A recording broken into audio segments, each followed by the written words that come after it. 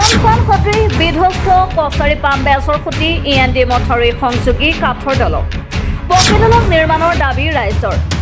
কামৰূপ জিলাৰ চমৰীয়া সমষ্টি তথা চমৰীয়া উন্নয়ন খণ্ডৰ অন্তৰ্গত ৫১ নং মাহতলী গাঁও পঞ্চায়তৰ কছাৰী পাম বেজৰ সৈতে ইএনডি মথাউৰি সংযোগী কাঠৰ দলং জৰাজীৰ্ণ হৈ সম্প্ৰতি মৰমফান সদৃশ হৈ পৰিছে।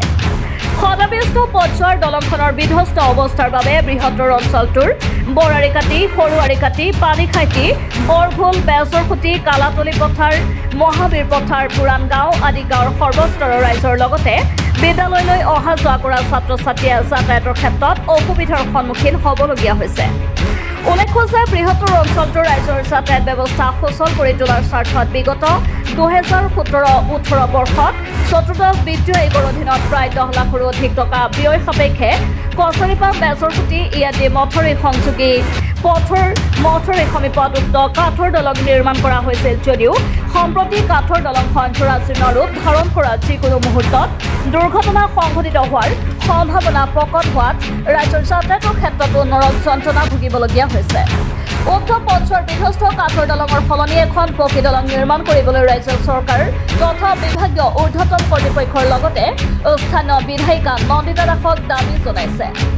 এখন আমাৰ ব্ৰিটিছৰ আগৰ ব্ৰিটিছে যেতিয়া শাসন কৰিছিলে আমাৰ ভাৰতবৰ্ষখন তাৰে আগৰ ৰাস্তা এইটো। সেই ৰাস্তাখনৰ আজি এনেকুৱা অৱস্থা।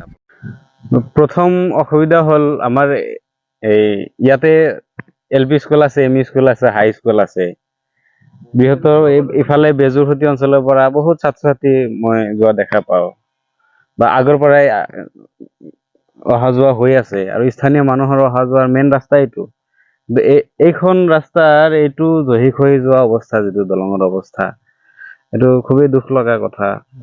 বিভাগীয় কৰ্তৃপক্ষক মই আবেদন জনাওঁ ৰাইজৰ হৈ যে অতি সোনকালে আমাৰ এই দলংখন পকীকৰণৰ ব্যৱস্থা কৰিব লাগে বৃহত্তৰ অঞ্চলৰ ৰাইজৰ স্বাৰ্থৰ কাৰণে। ৰাস্তাখনৰ বিষয়ে অলপ ক'ব বিচাৰিছোঁ। এইখন আমাৰ ব্ৰিটিছৰ আগৰ ব্ৰিটিছে যেতিয়া শাসন কৰিছিলে আমাৰ ভাৰতবৰ্ষখন তাৰে আগৰ ৰাস্তা এইটো। সেই ৰাস্তাখনৰ আজি এনেকুৱা অৱস্থা আপোনালোকে চাই আহিলে। বোকা পানী, অলপ পানী উঠিলে আমি এক বুকু পানী গছকি নাইবা কলেৰে ভুৰ বান্ধি আমি এইখিনি পাৰ হ'ব লাগে। অকল ৫০০ মিটাৰ ৰাস্তাৰ কাৰণে আমি গোটেই সোণতলী বজাৰ ঘূৰি আহিব লাগে আমি গোটেই এইখন অঞ্চলৰ মানুহ। এইটো এটা কণ্ডিশ্যন। আৰু দলংখন বনাইছে মানে ইষ্টিমেট মতে যেনেকৈ বনাব লাগিছিল তেনেকৈ বনোৱা হোৱা নাই মোৰ দৃষ্টিৰে। মইতো স্থানীয় ল'ৰা ইয়াৰে।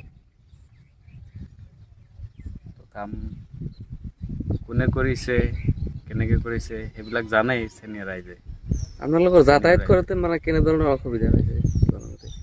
আপোনালোকে চালে এই দলং ভঙা চিঙা অৱস্থা, জয়ী হৈ যোৱা অৱস্থা, তলতে পানী আছে, বোকা পানী, কেনেকৈ আহিম?